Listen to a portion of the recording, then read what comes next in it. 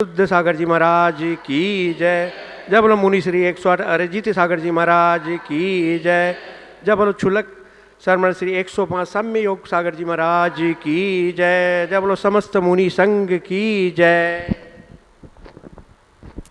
अब मैं दीप प्रज्वलित के लिए श्रीमती निशा रारा स्वाति गंगवाल से अनुरोध करता हूँ कि वो आगे आके दीप प्रज्वलित करें। मन के मंदिर में गुरु को ही बिठाया, भागा अंधियारा शीतल मुस्काए। मन के मंदिर में गुरु को ही बिठाया। अब मैं मंगलाचरण के लिए फिर सरिता जी जाजी से अनुरोध करता हूँ कि वो आगे आए और मंगलाचरण से कार्यक्रम की शुरुआत करें। बोलिए आचार्य मुनि श्री 108 विशुद्ध सागर जी महाराज की, मुनि श्री 108 अरिजीत सागर जी महाराज की, चुल्लक जी 105 साम्य योग सागर जी महाराज की, समस्त आचार्य संघ की। हर जन्म में बाबा तेरा साथ चाहिए, हर जन्म में बाबा तेरा साथ चाहिए। सिलसिला ये टूटना नहीं चाहिए, सिलसिला ये टूटना नहीं चाहिए। हर जन्म में बाबा तेरा साथ चाहिए। मुझको बस इतने से फरियाद चाहिए। मेरी आँखों के तुम तो तारे हो, मेरी आँखों के तुम तो तारे हो। जान से ज्यादा मुझको प्यारे हो, जान से ज्यादा मुझको प्यारे हो। रूठ सारी दुनिया तुम रूठना नहीं, रूठ सारी दुनिया तुम रूठना नहीं। मुझको तेरे प्यार का एहसान चाहिए, मुझको मेरे बाबा बस याद चाहिए। हर जन्म में बाबा तेरा साथ चाहिए। सिलसिला ये टूटना नहीं चाहिए। मुझको बस इतनी सी फरियाद चाहिए। हर जन्म में बाबा तेरा साथ चाहिए। नमोस्तु गुरुदेव। जैसा कि आप सभी को ज्ञात है, मुनि श्री 108 अरिजीत सागर जी महाराज यहाँ लगभग 18-19 दिनों से विराजमान है। इस दौरान हमने उनका धर्म का लाभ जितना वो दे पाए हम लोगों ने लिया, और जितना हमने ले पाए उतना लिया है। अब महाराज श्री का मंगल विहार 19 तारीख सुबह 4 बजे निश्चित हुआ है डीमापुर की ओर। तो ये हमारे लिए गौरव की बात है कि हमने महाराज श्री के सानिध्य में यहाँ 2-2, 3-3 शिविर लगवाए, केस लोचन का कार्यक्रम हुआ। तो बहुत ही अच्छा हम लोगों ने महाराज श्री के आशीर्वाद से लाभ प्राप्त किया है, और हम यही भावना पाते हैं। और भी कोई यहाँ पे शख्स जो मौजूद है वो महाराज श्री के बारे में कुछ बोलना चाहते हैं तो आगे आके बोले। अरिजीत 108 अरिजीत सागर जी महाराज की जय। 105 सौम्य योग महाराज जी की जय। मैं बोलने में बहुत वीक हूँ, फिर भी जैसे अरिजीत सागर जी के बारे में बोलने से मैं चूक नहीं सकता। कल जब डीमापुर वालों ने आए तो हमको स्वागत की खुशी थी, लेकिन साथ में यह भी दुख था कि अरिजीत सागर जी अब हमारे से दूर चले जाएंगे। दूर तो क्या जाएंगे, हम लोग के आसपास रहेंगे, और हमारा स्वास्थ्य अगर परमिट किया तो हम उनके साथ साथ जरूर रहेंगे। और धर्म गुरु की हमारे समाज की आस्था और संस्कारों के जीवन प्रतीक है, जिनका मार्गदर्शन हमें सच्चाई और सेवा के पथ पर चलना सिखाता है। उनकी वाणी की आत्मा को छू लेने वाली शांति है, और हमारे जीवन हम सभी के लिए प्रेरणा का स्रोत है। अरिजीत सागर जी महाराज से मैं चाहूँगा कि उनका आशीर्वाद गोलाघाट समाज पर हमेशा बना रहे। जय बोलो अरिजीत सागर जी महाराज की जय। महाराज श्री के प्रवास के दौरान हम लोगों से अगर कोई गलती हुई है तो हम अंतर्मन से महाराज श्री से क्षमा मांगते हैं। जाने अनजाने में कई गलतियां हो सकती है, और तो हम उसके लिए महाराज श्री से तहे दिल से क्षमा मांगते हैं, महाराज श्री हमें क्षमा करें और हमारी भक्ति भावना में कोई चीज़ कमी रह गई या हम उसके बारे में ज्ञान, उनके बारे में हमें ज्ञान नहीं है, तो हमें थोड़ा सा उसके बारे में प्रकाश डालें और बताएं। अब मैं महाराज श्री से निवेदन करता हूँ कि वे अपने मुखारविंद वाणी से हमें प्रवचन के माध्यम से लाभान्वित करें। ओम नमः सिद्धेभ्यः।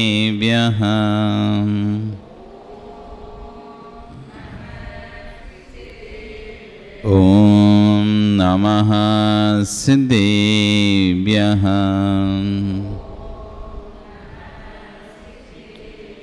ओम नमः सिद्धेभ्यः।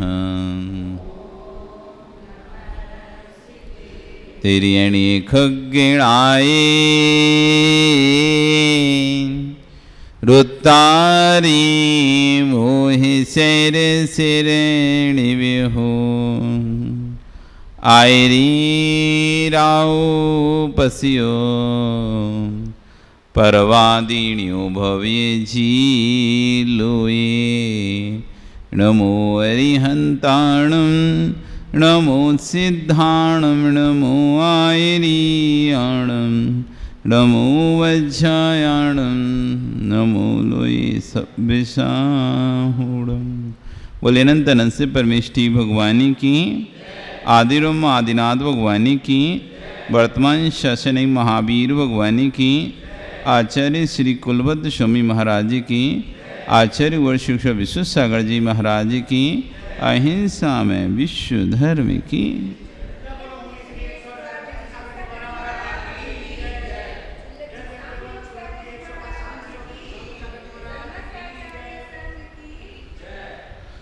भवबंधु, वर्तमान शासन है वर्धमान स्वामी के शासन में तीर्थंकर प्रभु की चरण निष्ठा में बैठकर हम सभी यहाँ जिन देशना का श्रवण कर रहे हैं।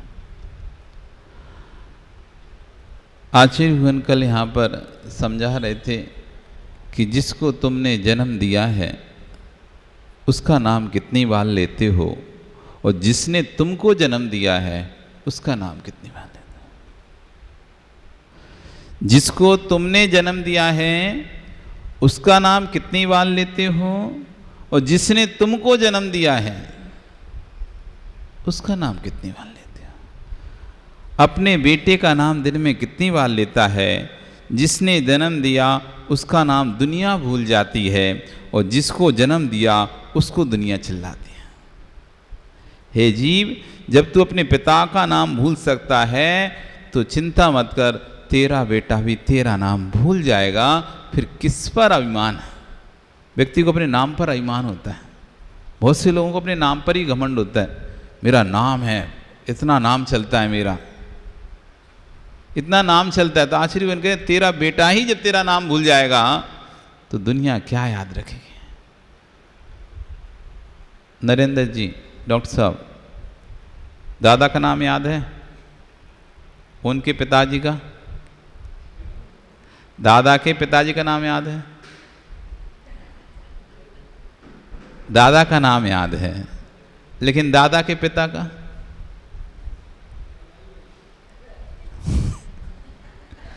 कितनी कितनी कितनी पीढ़ी तक का नाम याद है आपका?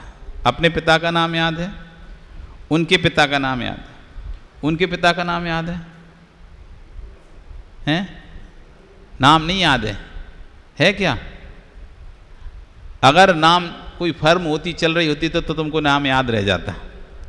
कोई उनके नाम से कोई फर्म चल रही होती या कुछ बिजनेस चल रहा होता तो फिर भी एक वैसे नाम याद रह जाता। आपको अपने पिता का नाम याद है, केसरीमल जी, यही है ना नाम? उनके पिता का नाम भी आपको याद हो सकता है दादा तक, पर उनके पिता का नाम मुश्किल याद रहे, और वो थोड़ा बहुत रह भी गया तो उनके पिता का नाम तो बिल्कुल भी याद नहीं हुआ। दादा के दादा का नाम याद है क्या? कितने लोग होंगे? गिनती का एक आध कोई व्यक्ति मिल जाएगा जिनके अपने 1 2 3 4 पीढ़ी तक का नाम है। नहीं तो अपने पिता और पिता के बस पिता, इतना जिसको याद है, वो भी जरूरी नहीं है याद है। अपने पिता के नाम के बाद किसी को याद नहीं रहेगा। यदि आपको अपना नाम आप चाहते हैं कि मेरा नाम चले, तो आचार्य कह रहे हैं नाम चलाने के लिए संतान को जन्म देने की आवश्यकता नहीं है। लोगों को ऐसा लगता है कि वंश चलेगा, वंश चलेगा, संतान को जन्म देंगे तो हमारा कुल चलेगा, हमारा नाम चलेगा। तो आचार्य कह रहे हैं नाम चलाने के लिए संतान को जन्म देने की आकांक्षा मत करो। यदि नाम चलाने की आकांक्षा है तो अरिहंत की प्रतिमा विराजमान करो, मंदिरों की स्थापना करो। आज गोमटेश बाहुबली की स्थापना हुई, चामुंड राय के संतान का तो पता नहीं है, चामुंड राय की संतानों का पता नहीं है, आचार्य नेमिचंद स्वामी के शिष्यों का पता नहीं है कि कौन शिष्य थे, अभी कौन परंपरा में है उनके शिष्य, कौन उनका नाम ले रहा है आचार्य नेमिचंद स्वामी का। शिष्य भी खत्म,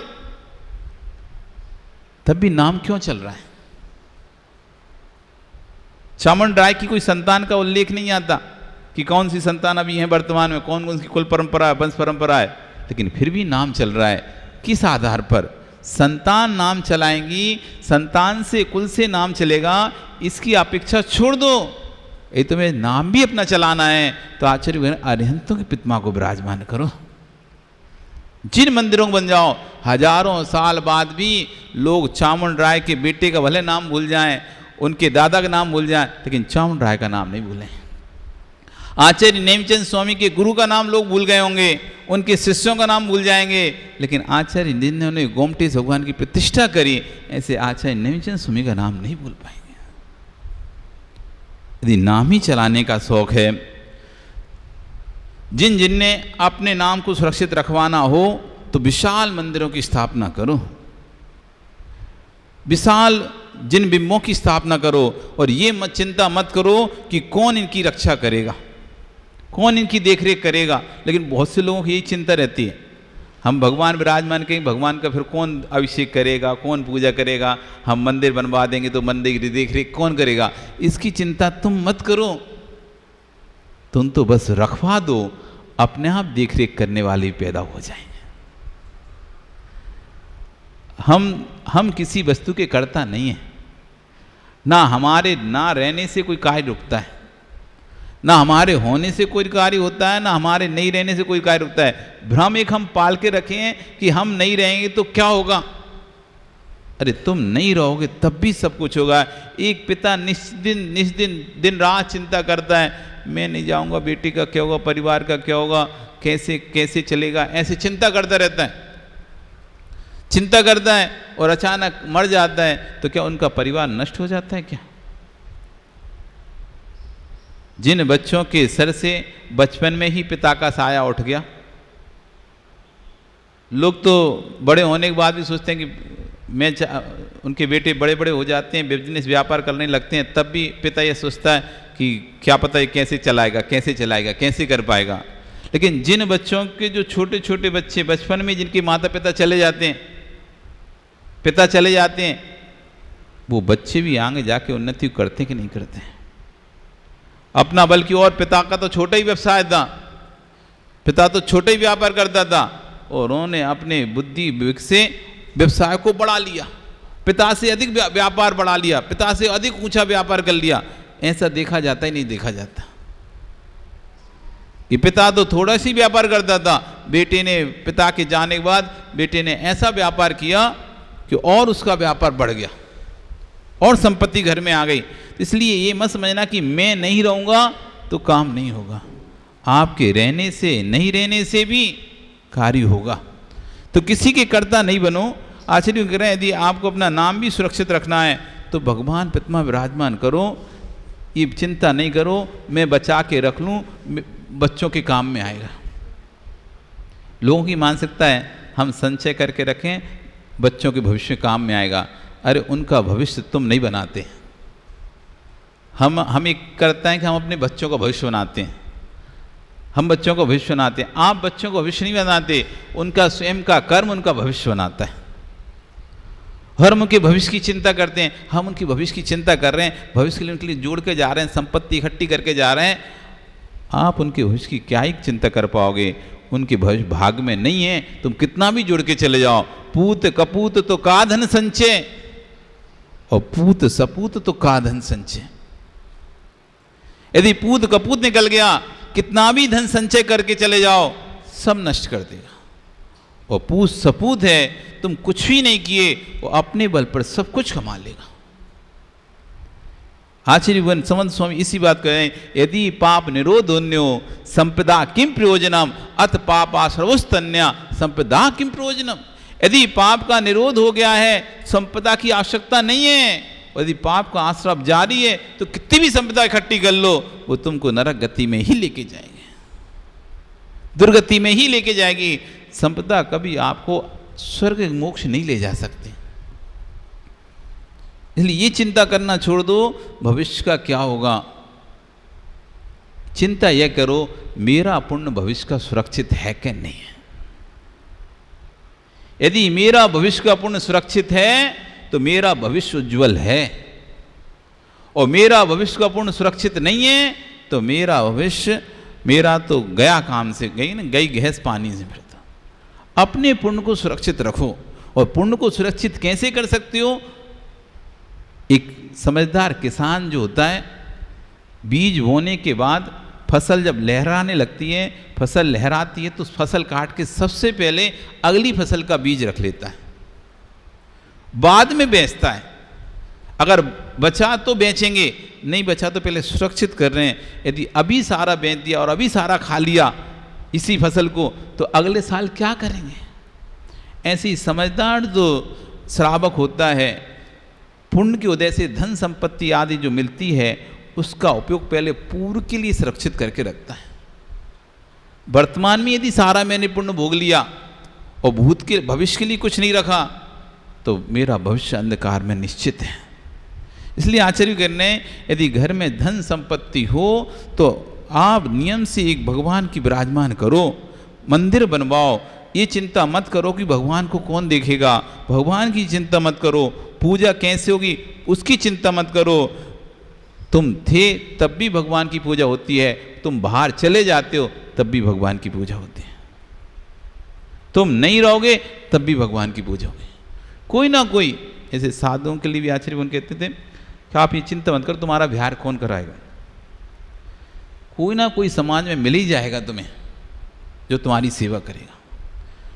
कैसा भी साधु, कितना चाहे वो बोलना जानता हो चाहे नहीं जानता हो, प्रवचन करना जानता हो नहीं जानता हो, उसकी सेवा करने वाला भी जीव मिल जाएगा। समाज में एक आध जीव तो ऐसा निकल ही जाएगा जो उनकी सेवा करेगा, उनकी बेइज्जती करेगा, उनका हार आदि कराएगा। इसलिए चिंता ही मत करो कि कौन तुम्हारा, नहीं तो बहुत से लोगों कहते हैं सब महाराज बन जाएंगे तो फिर हार कौन कराएगा? ज्ञान जी, सब महाराज बन जाएंगे तो फिर हार कौन देखेगा? आप चिंता नहीं करो, बहुत लोग देखने वाले हैं और बहुत लोग देने वाले भी हैं। आप बन तो जाओ, एक बार बनो। और इसकी चिंता ही मत करो कि महाराज बन जाएंगे, हमारा स्वास्थ्य कौन देखेगा? विश्वास रखो, संयम का वो महत्व है, संयम का वो महत्व है कि जो बीमारियां डॉक्टर ठीक नहीं कर पाता,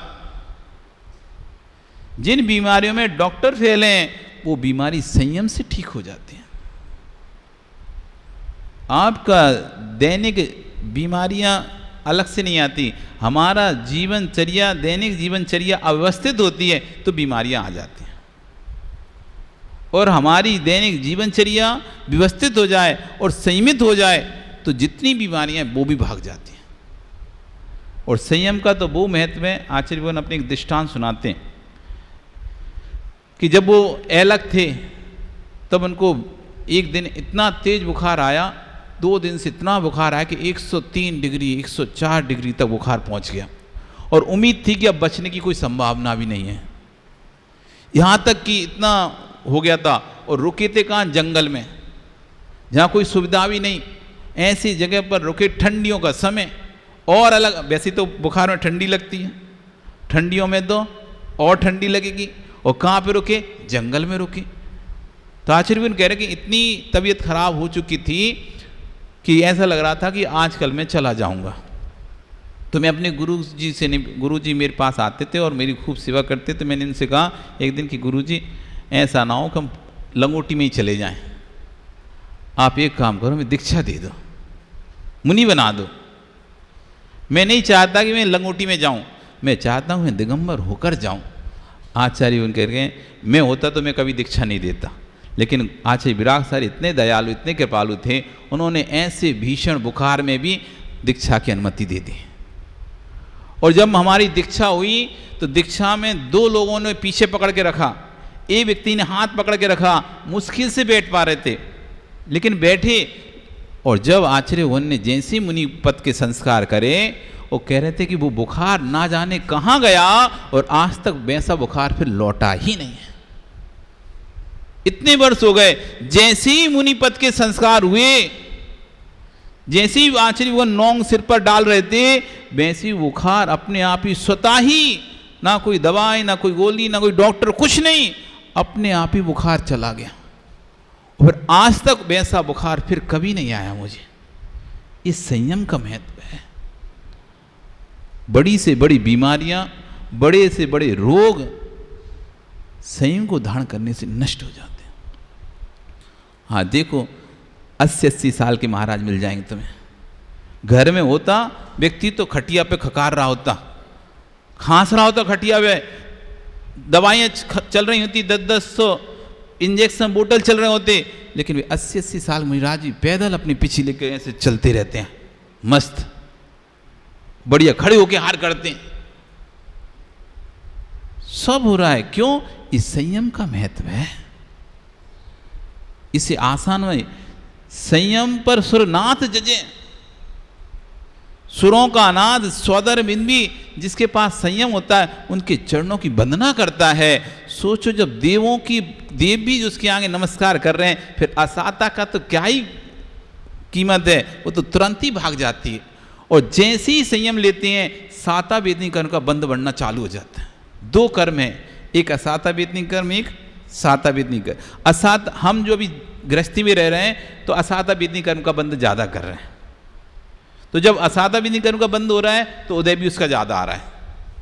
और जैसे ही संयम लेते हैं तो असाता वेदनी कर्म का बंद कम हो जाता है और साता वेदनी कर्म का बंध ज्यादा हो जाता है। तो इस कारण से असाता पर साता भारी हो जाती है। तो जो हमारी बीमारी, दुख, तकलीफें स्वतः ही ऑटोमेटिक कम हो जाते हैं। अभी बुराई भारी है, अच्छाई कम है, फिर अच्छाई अधिक हो जाती है, बुराई कम हो जाती है। साता वेदनी, तो जो भी हमें वेदना, पीड़ा, संकट, कष्ट सता रहे हैं, वो असाता वेदनी कर्म को दया से सता रहे हैं।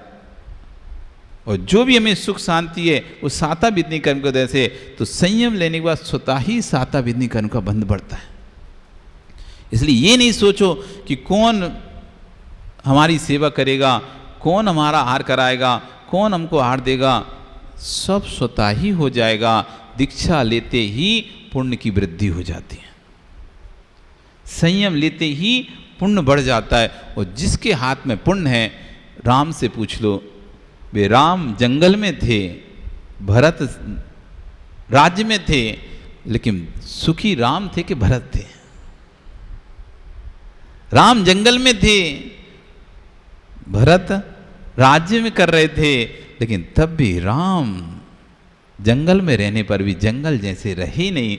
जहां गए देवों ने वहां राम नगरी स्थापित कर दी, जहां गए वहां राजा उनके अधीनस्थ हो गए और उन्होंने अपने राज्य में उनको राजा बना दिया। आगे बढ़ते जा रहे थे और लोगों का काफिला भी उनके साथ बढ़ता जा रहा था। गए थे 3 और लेकिन देखो कितने करोड़ों सेना उनके साथ हो गई। 18 अक्षौणी सेना उनके साथ हो गई। इतना दल बल उनके साथ हो गया। पुण्य बल साथ में है। जगत में सब बलहीन हो जाए चलेगा, लेकिन पुण्य बलहीन नहीं होना चाहिए। जनबल, धनबल, बाहुबल। जनबल यानी लोगों को इकट्ठा कर लेना, ये जनबल होता है। अपनी बात मनाने के लिए 4 लोगों को इकट्ठा कर लिया तुमने, तो जैसे लोग तुम्हारी बात माने, 4 लोगों तुमने अपने फेवर में कर लिया, अपनी बात बन, तो जनबल हो गया। मैं मनवाऊंगा अपनी बात, 4 लोगों को आपने अपने इकट्ठा कर लिया, जनबल। आपके पास पैसा नहीं है, जैसे नेता लोग होते हैं उनके पास खुद के पास पैसा नहीं है, लेकिन जनबल हो गया उनके पास। बहुत सारे नेता ऐसे हैं जिनके घर में खाने नहीं है, लेकिन चुनाव जीत गए। किस बात पे? जनबल पे।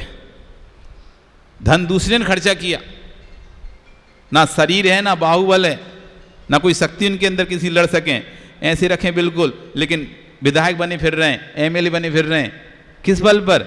जन बल पर, जन बल। उसके बाद आता है धन बल। जन बल हो तो धन से आदमी खरीद लेता है सबको, बैठा देता है, बैठ जाओ। कोई देखते ना अपन, लीडर बनता है किसी का, वो लीडर आगे आगे किसी कंपनी का लेबरों का लीडर बन जाता है, वो आगे आगे चिल्लाता है और फिर वो खरीद लेते हैं उसे धन के बल से। जन बल के ऊपर आ जाता है धन बल, और धन बल भी हो उसके ऊपर आ जाता है बाहुबल। आदमी अपनी ताकत से युद्ध में जीत लेता है। आज युद्ध चल रहे हैं ना जगह जगह, क्या दिखा रहे हैं? बाहुबल तो दिखा रहे हैं सब अपना अपना। जो युद्ध चल रहे हैं ये क्या है? ये बाहुबल है। सब अपनी अपनी शक्ति दिखा रहे हैं, मैं तुमसे बड़ा, मैं तुमसे बड़ा, और एक दूसरे को जीतना चाहते हैं। तो धन बल से ऊपर क्या आ गया? बाहुबल। और इन बाहुबल से ऊपर आता है बुद्धि बल। ताकत तुम्हारे अंदर कितनी हो, मोटे हो, लेकिन एक पतला सा आदमी तुम्हें गिरा देगा अपनी बुद्धि से। आप कितने मोटे हट्टे काटे हो, लेकिन एक पतला भी आदमी फटाक से आपको गिरा देगा। कैसे गिरा देगा? धक्का देगा तो तुम गिरोगे नहीं। उसने बुद्धि से किया, तुम्हारी चड्डी खिसका देनी, और जैसे ही चड्डी खिसकाई तुम, उसने दे दिया धक्का, वो पड़ाक से नीचे गिर गए। बुद्धि का काम किया उसने। एक व्यक्ति लड़ रहा था, कुश्ती लड़ रहा था, अब इतना सामने ऐसा हट्टा कट्टा आदमी, और खुद वो एक थप्पड़ दे तो नीचे गिर जाए। अब उसको गिराना है, बस शर्त इतनी थी, कौन किसको गिरा पाएगा। उसके आगे बस ये जीत हार का इतना था, गिराना था। उसने दिमाग लगाया, इसको कैसे गिराऊं? तो उसने धीरे से क्या किया, उसकी चड्डी सरका दी। जैसी चड्डी सरकाई तो आदमी शर्म के मारे उसको उठाने में जब तक किया, उसने उसे धक्का दे दिया, और अपने आप को नहीं संभाल पाया, नीचे गिर गया, जीत गया। अब क्या फिर से? अब नहीं आ रहे बस इतना ही था। तो बुद्धि बल, धन बल, जन बल, बाहुबल, उस सबसे है बुद्धि बल। और फिर इन सब के ऊपर आता है पुण्य बल। आपके पास धन बल ना हो, जन बल ना हो, बाहुबल ना हो, बुद्धि बल भी ना हो, यदि पुण्य बल है तो सब बलों पर भारी है। कहते ना पुण्य है तो देखो विमान क्रैश में भी बच के आ गया। पुण्य बल था, वहां कोई धन का उपयोग किया था क्या? जन का उपयोग किया था क्या? बुद्धि कुछ नहीं, पुण्य था तो दिमाग चला और खुल गई खिड़की और टपक गए नीचे, टपक गए नीचे। ऐसा कोई सोच के नहीं पहले से बैठा हूं कि जब गिरेगा तो यही खोलूंगा। वो तो पुण्य था, वो चीज खुल गई और लोगों से नहीं खुली हुई, एक निकल गया बाकी रह गए। तो पुण्य बल, सब बलों के ऊपर आता है पुण्य बल। इसलिए सब बलों को इकट्ठे करने की जरूरत नहीं है। आपने यदि पुण्य बल इकट्ठा कर लिया तो सारे बल स्वतः ही आपके साथ आ जाएंगे। राम के पास जन बल नहीं था, राम के पास धन का भी बल नहीं था, राम के पास बाहुबल भी नहीं था। उससे ज्यादा ताकत तो रावण के पास थी। 4000 विद्याएं थी रावण के पास, राम के पास क्या ही थी? कुछ नहीं थी, बाहुबल भी नहीं था। बुद्धि, विभीषण जैसी बुद्धि, रावण जैसी बुद्धि किसके पास होगी? भयंकर बुद्धिमान जीव थे वो लोग। इनके पास कोई बल था तो पुण्य बल था। सो पुण्य बल के कारण देखो जन बल भी इकट्ठा हो गया, धन बल भी इकट्ठा हो गया, बाहुबल भी इकट्ठा हो गया, और विभीषण जैसा रावण का सगा भाई, जो कि रावण का बुद्धि का देवता कहलाता था। मतलब रावण की कोई भी कार्य होता तो बुद्धि से वही रावण के संकट को दूर करता था। तो बुद्धि बल में युग से बहुत प्रकांड पंडित था, वो भी देखो राम के साथ हो गया। किस बल पर? पुण्य बल पर। इसलिए पुण्य को संचय करो। आचार्य कहें चिंता मत करो भगवान को कौन देखेगा, भगवान की चिंता मत करो, पूजा होगी नहीं होगी ये भी चिंता करो। जब तक पितमा रहेगी तब तक उस भूमि पर भगवान विराजमान होंगे, ये सोचो। जब तक जिन शासन विराजमान, जब तक पितमा रहेगी तब तक उस भूमि पर जिन शासन विराजमान हैं। हम भगवान की स्थापना करके नहीं जा रहे, हम मंदिर की स्थापना नहीं करके जा रहे, हम जिन शासन की स्थापना करके जा रहे हैं। आज देश में यदि जैनियों का अस्तित्व है भगवान के नाम पे तो गोमटेश बाहुबली के नाम से है। सरकार जिसकी सुरक्षा करती है, सरकार जिसके अभिषेक का प्रबंध करती है, और कहीं का प्रबंध नहीं करती। लेकिन भारत सरकार का राष्ट्रपति को वहाँ पर जाना पड़ता है, भारत सरकार के प्रधानमंत्री को वहाँ पर जाना पड़ता है, कंपलसरी उसका अभिषेक में जाना। ऐसा संविधान में अनुच्छेद है। ये जिन शासन की स्थापना है, लाखों लाखों वर्षों तक प्रतिमा चलती है, उतने वर्षों तक जिन शासन चलता है। और और जब तक जिन प्रतिमा रहेगी तब तक उस भूमि में जिन शासन रहेगा। प्रतिमा को देखकर किसके भाव बदल जाए, इसका नाम है अंधकोटक न्याय। जो कल आपको सुनाया था ना कि अंधे घोड़े की आंख आ गई, कौन सी सलाख उसको लग गई, बहुत सारी सलाखा लगाएं और एक सलाखा लग गई तो उसकी आंख आ गई। एक सलाखा लगाते लगाते एक सलाखा ऐसी आ गई कि घोड़े की आंख खुल गई। ऐसी पता नहीं कि जीव की आंख किस प्रतिमा को देखकर खुल जाए। ऐसी कोई मुनि संग पधारे, उसमें हजारों पिछियाँ धारी योगी हों, एक एक मुनि की वंदना करना, पता नहीं किस मुनि की मुद्रा को देखकर तेरे भीतर का मुनि प्रकट हो जाए, अंदर का मुनि प्रकट हो जाए। हाँ, ऐसा होता है। जिस जीव का जहाँ नियोग है उसे कोई नहीं टाल सकता, ये बात विश्वास रखो। जिस जीव का जिससे जुड़ने का नियोग है, वो तुम कितना भी मना करो, वो वहाँ पे जाके जुड़ेगा। हर जीव का अपना अपना नियोग है। हमने कभी सोचे नहीं था हम आचार्य विश्व सारजी से दीक्षा लेंगे, और ना हमने कभी उनका दीक्षा के पहले से, मतलब जब तक उनके संग में नहीं गए, उनका चतुर्मास हमारे आने, उसके पहले तक हमने नाम भी नहीं सुना, जबकि वो तो 20 साल पुराने साधु थे। 20 साल पुराने साधु थे और आचार्य बने भी 5-7 साल हो गए थे, पर हमने नाम ही नहीं सुना। और जब हमारे नगर में आए, और उससे पहले हमने आचार्य विद्यासागर जी से ब्रह्मचर्य व्रत लेके नहीं, और सोच लिया था कि अपन को दीक्षा इनसे लेनी है, विद्यासागर जी से। उनके पास 2-3 बार गए भी, पर उन्होंने कहा अभी नहीं देते, अभी नहीं देते, अभी नहीं देते, बाद में देखेंगे, बाद में देखेंगे। और ऐसा नियोग बना कि इनका चतुर्मास हमारे शहर में हुआ जिसमें हम रहते थे, तब भी हम नहीं गए 1 महीने तक इनके पास। ठीक है, अपन को क्या करना है, अपन को तो दीक्षा इनसे लेनी नहीं है, अपन को तो उनसे दीक्षा लेनी है, तो हम क्या करेंगे जाके। ऐसा सोच के महीने भर तक नहीं गए। फिर महीने भर बाद गए तो हमने कहा एक काम करें महाराज जी, हमको 2 मिनट एक ग्रंथ की श्लोक पढ़ा दिया करें। तो उनके ठीक है पढ़ा देंगे, इतने सरल सवाल थे। और उन्होंने 2 मिनट पढ़ाना शुरू किया। हम बिल्कुल 2 मिनट जाते थे, पढ़ कर भटक भग लेते थे श्लोक, ना फिर प्रवचन सुनते थे, ना आहार देते थे, कुछ नहीं करते थे इनको। पर धीरे धीरे 2 मिनट से कब 20 मिनट बदले, 20 मिनट से कब 2 घंटे बदले, और 2 घंटे से 24 घंटे बदल गए। पूरा दिन वहाँ पर रहने लगे, और पूरा दिन से पूरी जिंदगी ही बदल गई। नियोग होता है, नियोग।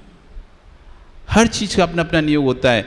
इसलिए सब साधु के पास जाओ, ना जाने किस साधु के साथ आपका नियोग हो। ऐसा होता है जिसका जहाँ नियोग हो उसे कोई टाल नहीं सकता। ये निर्गंत योगी जिन प्रवचन हैं, निर्गंत जीवंत हैं, तुम्हारा दिगंबरत्व जीवंत है। बड़े चाव से कहते हो आप कौन हो, दिगंबर जैन हो कि श्वेतांबर? कौन से जैन हो विमल? तुम कौन हो, दिगंबर हो श्वेतांबर? हैं तो ना गड़बड़ हो जाएगा। क्या हो जय कुमार जी, दिगंबर श्वेतांबर? कौन से जैन हो? दिगंबर जैन हो ना? कपड़े तो पहने, कपड़े पहने पहने कौन दिगंबर होता है? दिगंबर तो उसे कहते हैं जिसकी दिशा ही जिसका अंबर है। दिशा जिसका अंबर वो है दिगंबर। तुम तो पहने हो कपड़े, फिर किस बात पर दिगंबर?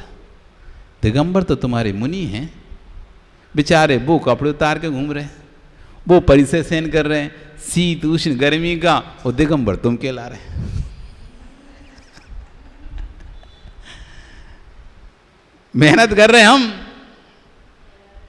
कहला रहे तुम। कौन से जैन हो? कौन हो? दिगंबर हो ना? मैंने तो सफेद वस्त्रों और शरीर मन से दिगंबर की पहचान है या शरीर से दिगंबर की पहचान है? शरीर नहीं दिख रहा क्या तुमको? शरीर दिख रहा है नहीं दिख रहा? जो दिगंबरत की पहचान है किससे है? मन से के शरीर से?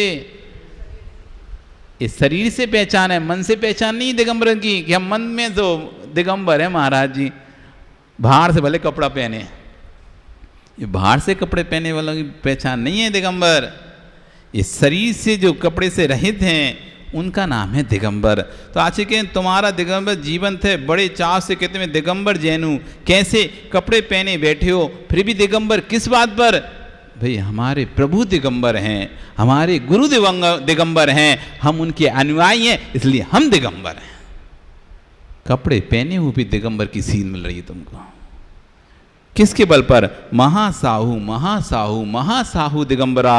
आचार्य ने अपने एक स्तोत्र में लिखा है, ये कोई सबसे बड़ा साधु कोई जगत में है, उसका नाम है दिगंबर मुनि। ये महासाहू शीत उष्ण नग्नत आदि परिचय को तुम सहन करते हो, परंतु महिमा देखो, कपड़े पहनकर भी श्रावक लोग दिगंबर कहलाते हैं। जब प्रतिमा प्रशस्त होती है तो बीतरागता टपकती है, जिन बिंब को देख करके कब निज बिंब झलक जाए कोई नियत नहीं है। कौन सी प्रतिमा देखकर कौन के मन कौन के परिणाम, जैसे कि चेहरा देख के मन बदलता ही नहीं बदलता। किसी का सुंदर चेहरा दिख जाए तो आपके मन में कुछ और भाव आ जाते हैं, किसी का खराब चेहरा दिख जाए तो मन में दूसरे भाव आ जाते हैं। गोरा चेहरा दिखे तो दूसरे भाव, काला चेहरा दिखे तो दूसरे भाव, सांवला चेहरा दिखे तो दूसरे भाव, और यहाँ तक कि जिसके साथ तुम रहते हो वो तुम भले कितना सुंदर है लेकिन वो कहीं से जल जाए, उसका हाथ जल जाए, उसका चेहरे का कोई हिस्सा जल जाए, तो फिर उसके हिस्से को देखकर कैसे भाव आते हैं। जिसके साथ दिन रात भी रहते थे, जिसको तुम बहुत चाहते थे, लेकिन उसका फेस जल जाता है ना, कभी कभी किसी का फेस जल जाता है, कोई टंकी फट गई, कुछ हो गया, कुछ उसी घर में अचानक गैस लीक हो गई, वो फट गया और वो झुलस गया, और झुलसने के बाद उसका चेहरा तुम देखो फिर कैसा हो जाता है, पूरी चमड़ी सिकुड़ जाती। यदि उस हाथ भी सिकुड़ जाता, जब जब तुम्हारी हाथ पर दृष्टि जाती ना, तुम्हारा भाव बदल जाता है। चेहरे पर दृष्टि जाएगी कुछ अलग भाव रहेगा, चेहरा साफ है, अच्छा है, चेहरे पर दृष्टि जाएगी तो अलग भाव रहेगा, और जैसे ही हाथ पे देखोगे एक ग्लानि भाव आ जाएगा। आता ही नहीं ऐसा। तो चेहरा देखने से जब भाव बदल जाते हैं, चित्र देखने से जब भाव बदल जाते हैं, तो चेतन प्रतिमाओं को देखोगे, अचेतन प्रतिमाओं को देखोगे तो तुम्हारे भाव क्यों नहीं बदलेंगे। इसलिए खूब भगवान के दर्शन करो, जहाँ भी जाओ बिल्कुल ढूंढो। ऐसा नहीं कि महाराज हम बाहर जा रहे हैं, बाहर की छूट। दर्शन करने का तो नियम है, बहुत सारे लोग नियम लेते हैं, दर्शन करने का नियम है, लेकिन बाहर की छूट क्यों भाई? बाहर की क्यों छूट? अब बाहर कौन ढूंढेगा, कहाँ मंदिर है? क्यों? जब भूख लगती है तो रेस्टोरेंट ढूंढते हो नहीं ढूंढते? जब भूख लगती है तो होटल ढूंढते ही नहीं ढूंढते? ऐसा नहीं तो बाहर खाने की मतलब बाहर खाना बंद, पर वहां तो ढूंढ ढूंढ के कहाँ मिलेगा? 10 किलोमीटर दूर भी होटल होगी तो वहां ढूंढ के जाओगे, रेस्टोरेंट होगा वहां खाएंगे, पर भूखे नहीं रहेंगे। खाना है, कुछ भी नहीं मिलेगा तो फल फ्रूट खरीद के खाओगे, पर भूखे नहीं रहना चाहते। ऐसे ही बाहर जाते तो महाराज जी मंदिर की छूट दे दो, बाहर नहीं कर पाएंगे। क्यों नहीं कर पाएंगे? बाहर और ढूंढ के करेंगे। यहां तो हमें आसानी मिल जाता है, घर यहीं था, पता था, लेकिन बाहर जाएंगे, एक बार ढूंढेंगे, पता चला। बहुत सी बार तो ऐसा होता है, व्यक्ति ये सोचता है बाहर नहीं, अब कौन कहाँ ढूंढे, और आखिरी में जाते जाते पता चलता है मंदिर तो ये बगल में ही था। 10 दिन रह गया शहर में, वो मंदिर नहीं गया, कौन पता नहीं कितनी दूर है, का पता नहीं कितना दूर है, ढूंढे नहीं, उसने कोशिश नहीं करी। और जब 11वें दिन अंतिम जाने का दिन था, तभी उसे घंटी की आवाज आई, ये काय की आवाज? अरे बगल में मंदिर अभिषेक चल रहा है। 10 दिन से तो ध्यान ही नहीं दिया, बगल में मंदिर था।